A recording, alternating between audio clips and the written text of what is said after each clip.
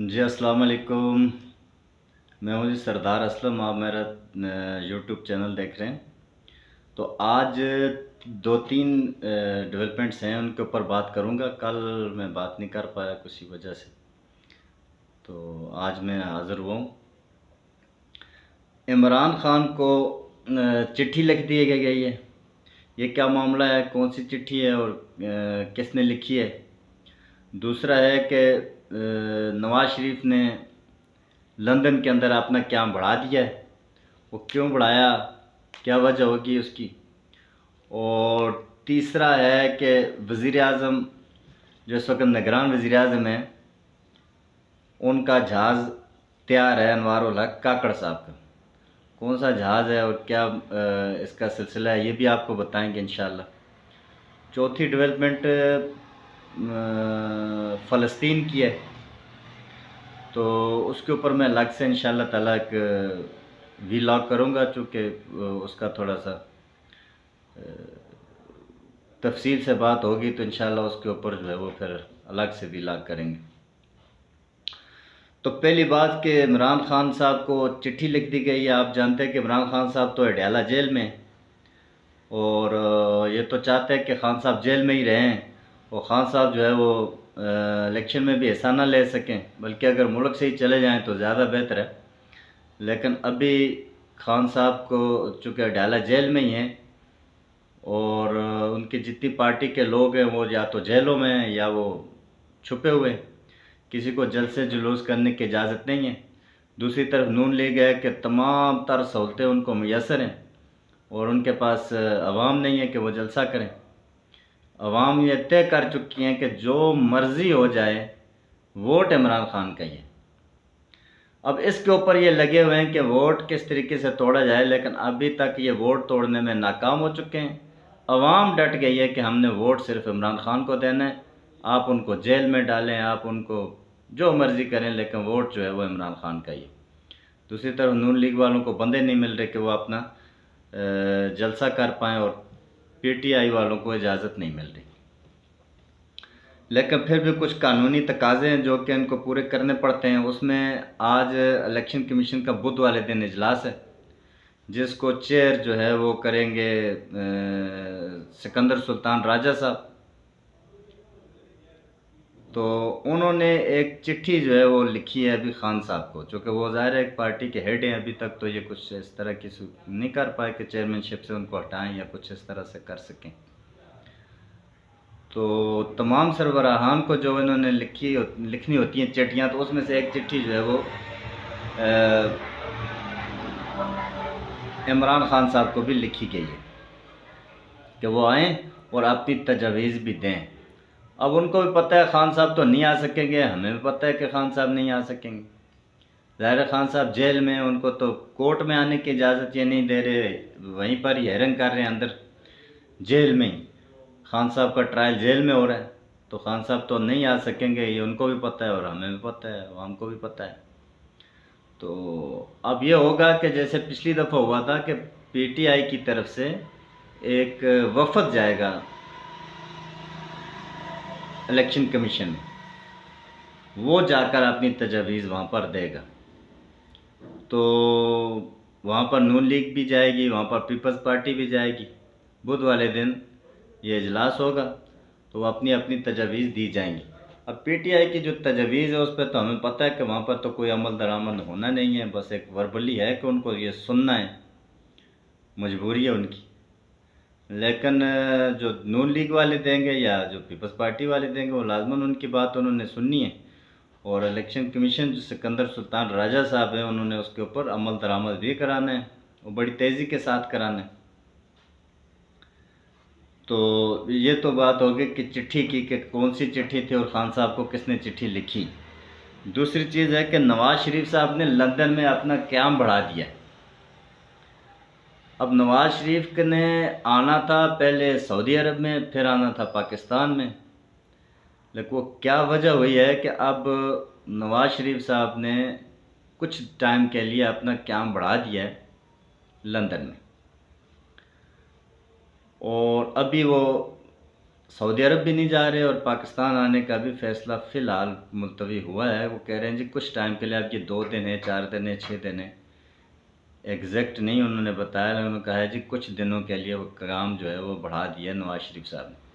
اب ان کو کوئی پیغام ملا، انہوں نے حالات دیکھے، انہوں نے پاکستان کے حالات دیکھے، انہوں نے جو یہاں پر جلسے کیے تھے ان کے حالات دیکھے، یا جو شہباز شریف کے ساتھ یہاں پر عوام نے سلوک کیا، اس کی ان تک خبر پہنچی۔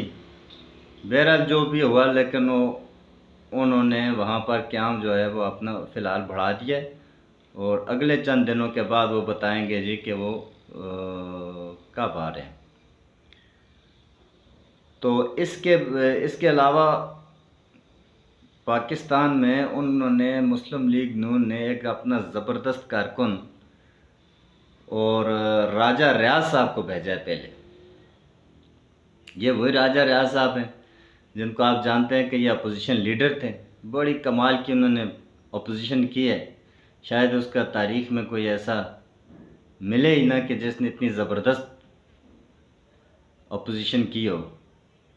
آپ کو پتہ ہے اپوزیشن لیڈر کون ہوتا ہے؟ اپوزیشن لیڈر وہ ہوتا ہے کہ جو ویٹنگ ہوتا ہے وزیر اعظم کے لیے، اگلے وزیر اعظم کے لیے، یعنی کہ اپوزیشن لیڈر وہ اس طرح کا آدمی ہوتا ہے کہ نیکسٹ وزیر اعظم وہ بننے، کیا راجہ ریاض وزیر اعظم بنیں گے؟ راجہ ریاض نے اس طرح کی اپوزیشن کی ہے کہ ابھی اس نے نون لیگ کا ٹکٹ لیا ہے۔ اب عوام یہ خود سمجھتے ہیں کہ جس نے نون لیگ کا ٹکٹ لیا ہو تو اس نے کیا اپوزیشن کی ہوگی۔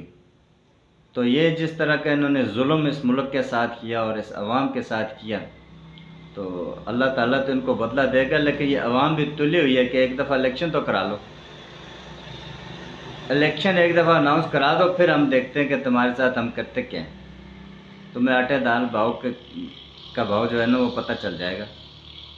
اس نے آ کر ایک پریس کانفرنس کی ہے کہ جی میں لکھ کر دیتا ہوں تو اگلا وزیر اعظم جو ہے وہ نواز شریف ہوگا۔ بھائی آپ کس طرح سے لکھ کر دیتے ہیں؟ آپ کو کس نے لکھ کے دیا؟ کہ آپ کو عوام نے لکھ کے دیا؟ عوام تو آپ کو گالیاں دے رہے ہیں، عوام تو آپ کو مار رہے روڈوں کے اوپر، عوام تو آپ کو جوتے مار رہے ہیں، عوام تو آپ کے لیے جوتے لے کر کھڑے ہوئے ہیں، اور تم کہہ رہے ہو کہ جی میں لکھ کر دیتا ہوں۔ آپ تو پھر آپ کی اوقات کی کیا ہے؟